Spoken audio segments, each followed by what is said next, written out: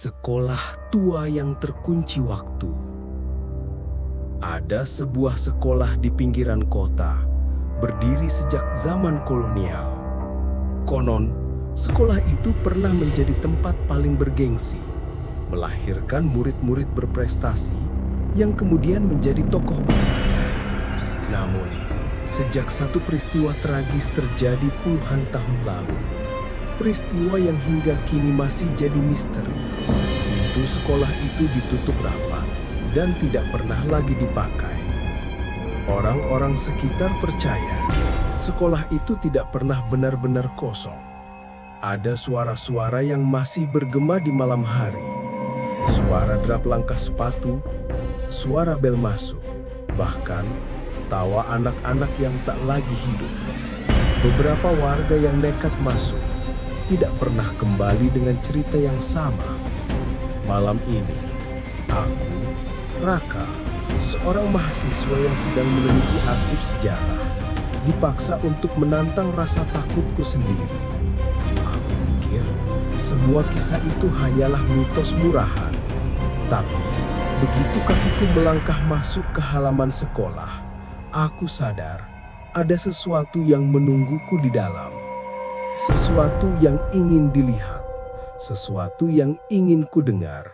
Dan malam itu, aku menyesal pernah datang ke sekolah tua yang seharusnya tetap terkunci waktu.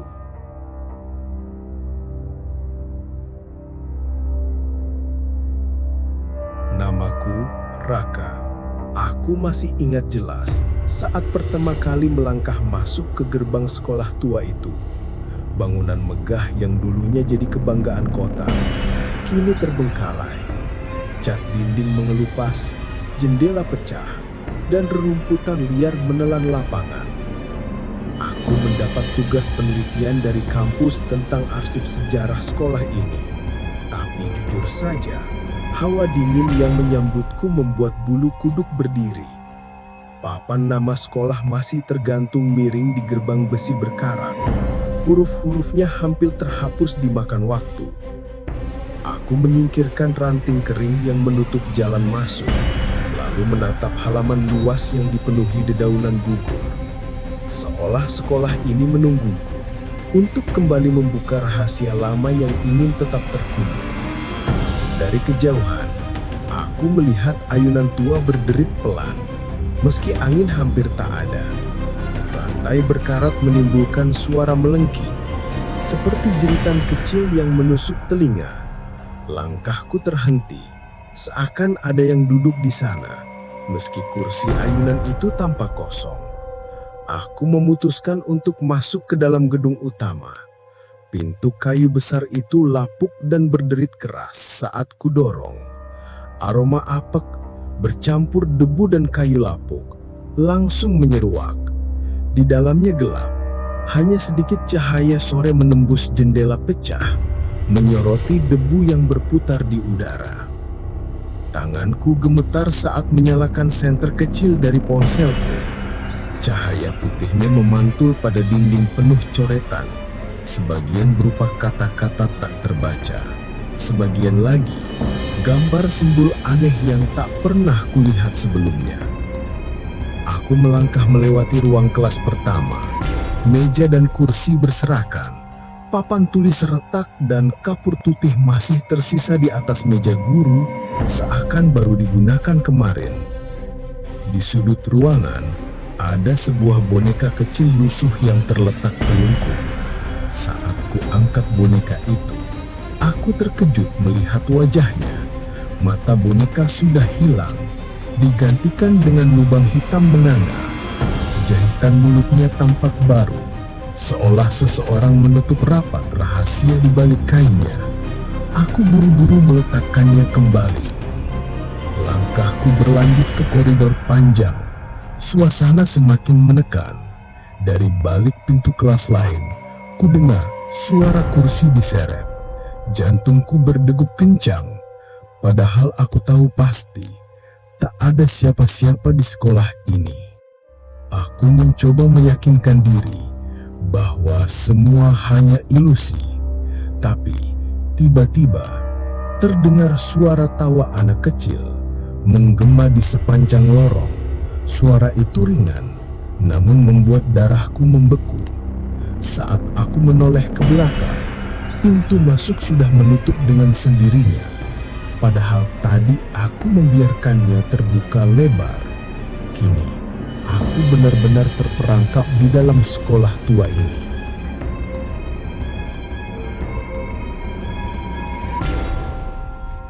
Aku berdiri terpaku di koridor gelap.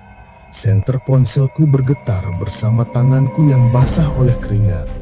Suara langkah kaki kecil terdengar mendekat, cepat lalu menghilang, seakan anak-anak sedang berlarian.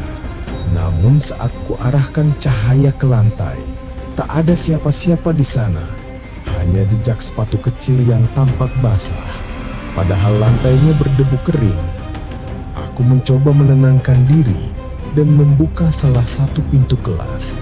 Begitu pintu itu berderit, aku terperangah. Di dalam, barisan meja tersusun rapi, seperti siap dipakai. Di papan tulis, masih ada tulisan kapur. Hari ini, kita belajar sejarah. Tulisan itu terlihat baru, seperti baru saja ditulis.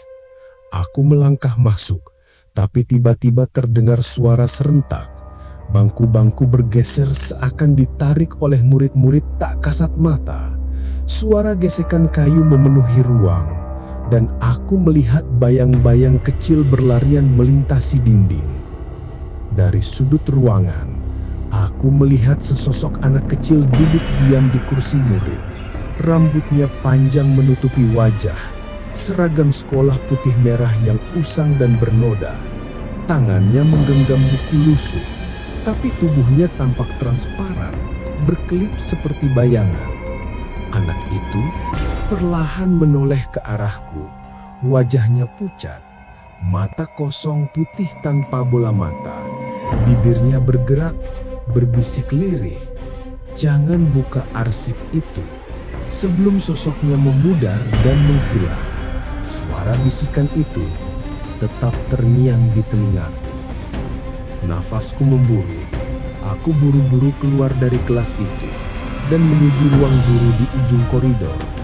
Pintu kayunya terkunci, tapi gagang pintu berputar sendiri perlahan, seperti ada yang mengundangku masuk. Dengan jantung berdegup kencang, aku mendorong pintu itu terbuka.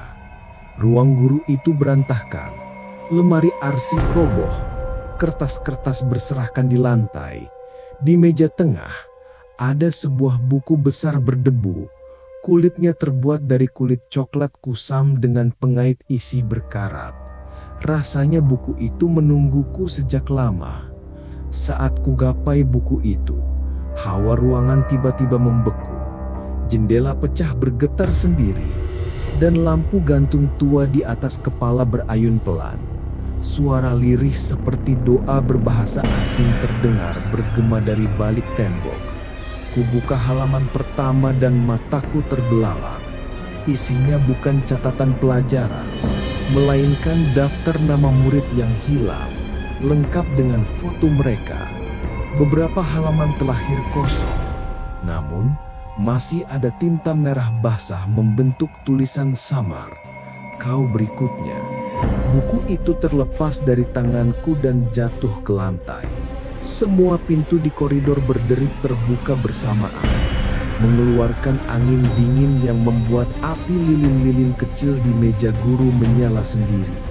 Aku terjebak dalam pusaran kengerian, sadar bahwa sekolah ini tidak sekedar kosong, ia masih hidup. Aku berlari keluar dari ruang guru, tapi koridor itu tidak lagi sama. Panjangnya terasa tak berujung. Pintu-pintu kelas kini berubah bentuk menjadi gerbang gelap yang berdenyut seperti daging hidup. Nafasku tersengal-sengal di ujung koridor. Aku melihat cahaya lilin merah yang berderet membentuk lingkaran di lantai. Sosok-sosok murid dengan wajah pucat duduk bersila menyanyikan lagu anak-anak dengan nada sumbang. Aku mendekat perlahan. Salah satu dari mereka menoleh ke arahku. Matanya hitam legam, senyumnya melebar hingga telinga. Ia berbisik dengan suara ganda, "Kau terlambat, upacara sudah mulai." Tiba-tiba, lantai di tengah lingkaran lilin terbuka. Sebuah lubang hitam seperti sumur kuno muncul. Dari dalamnya keluar asap putih tebal bercampur bau darah karat. Dari dalam kabut itu, sosok wanita muncul perlahan. Seragam guru usang menempel di tubuh kurusnya. Wajahnya tertutup kerudung hitam robek. Tangannya memegang lonceng kecil berkarat yang berbunyi nyaring. Suara lonceng itu menggema, membuat seluruh ruangan bergetar. Bayang-bayang di dinding menari-nari, berubah menjadi bentuk wajah-wajah menjerit yang seakan mencoba keluar dari tembok. Aku terpaku, tubuhku tak bisa digerakkan. Guru itu mendekat, dan kerudung hitamnya tersibak oleh angin. Wajahnya pucat, tanpa mata, hanya rongga kosong menganga. Mulutnya penuh gigi tajam berlumuran darah. Ia menyodorkan buku arsip yang tadi kulihat. Kini sampulnya basah oleh darah segar, dan di halaman terbuka terlihat namaku tertulis jelas dengan tinta merah yang masih menetes. Aku berteriak, mencoba melepaskan diri, tapi kaki terasa berat seperti diikat rantai tak terlihat. Murid-murid hantu mulai mendekat. Wajah mereka berubah menjadi tengkorak dengan mata berapi biru. Salah satu murid hantu meraih tanganku.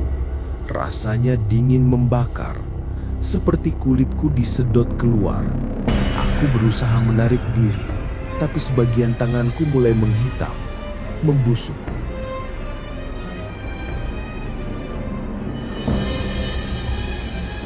Dalam keputusasaan, aku meraih lilin merah terdekat dan melemparkannya ke buku berdarah itu. Api langsung menyambar, membakar buku dengan nyala hijau kebiruan yang tidak wajar. Teriakan nyaring terdengar dari semua arah. Guru hantu itu melolong dengan mulut menganga hingga wajahnya terbelah dua. Lalu tubuhnya pecah menjadi asap hitam yang menyebar ke seluruh ruangan. Murid-murid hantu ikut menjerit. Beberapa memudar, sementara yang lain meleleh seperti lilin cair, meninggalkan bau daging hangus yang menusuk. Lantai retak, bangunan sekolah bergetar hebat, atap roboh sebagian, menimbulkan hujan puing dan debu. Aku jatuh tersungkur di lantai, berusaha bertahan. Dalam kepanikan, aku melihat pintu keluar di ujung koridor terbuka sedikit. Cahaya bulan masuk menembus kegelapan. Aku berlari sekuat tenaga, mengabaikan teriakan roh-roh di belakangku. Saat hampir sampai, tangan kurus bercakar tiba-tiba muncul dari dinding, mencoba menarikku kembali. Aku menendangnya sekuat tenaga, hingga tembok itu retak, dan tangan itu lenyap. Aku menerobos pintu keluar itu. Begitu tubuhku melangkah keluar, suara jeritan berhenti. Sekolah itu kembali sunyi, seolah tidak pernah terjadi apa-apa. Aku terjatuh di halaman depan, napas memburu, tubuh gemetar. Saat menoleh ke belakang, sekolah itu tampak normal kembali. Kusam, tua, kosong. Tapi sebelum ku pergi, ku dengar suara kecil berbisik di telingaku. Kau sudah membuka pintunya, kami akan mengikutimu. Angin malam terasa menusuk, membuatku sadar horor ini belum berakhir. Aku berusaha berdiri dengan tubuh yang masih gemetar.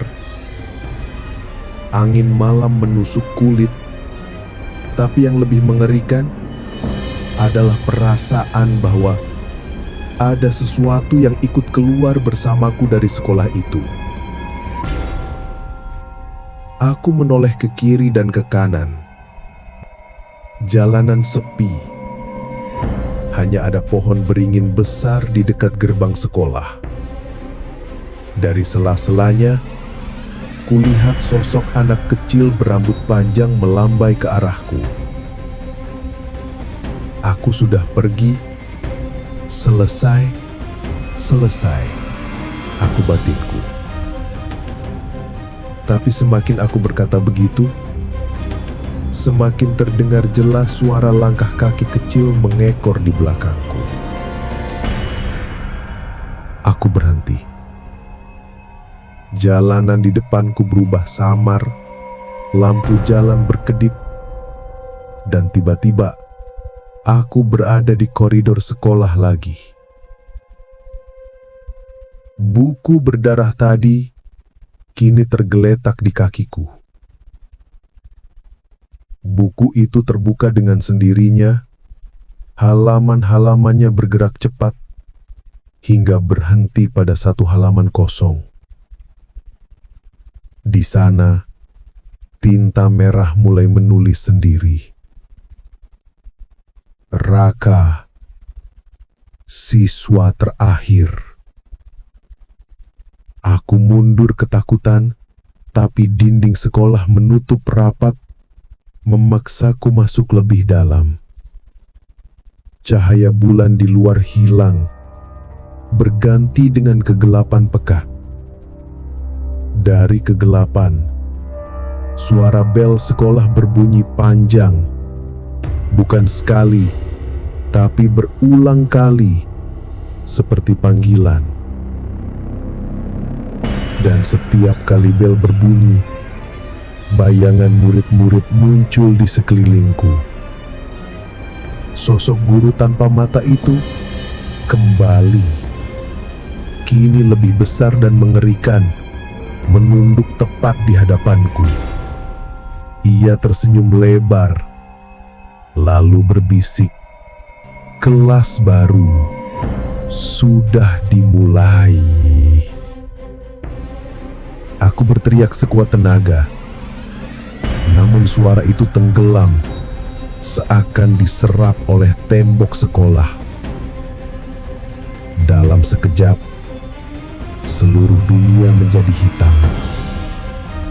Yang terakhir ku dengar hanyalah suara tawa anak-anak bersahutan. Ketika cahaya kembali, aku sudah duduk di bangku kayu reyot di dalam kelas.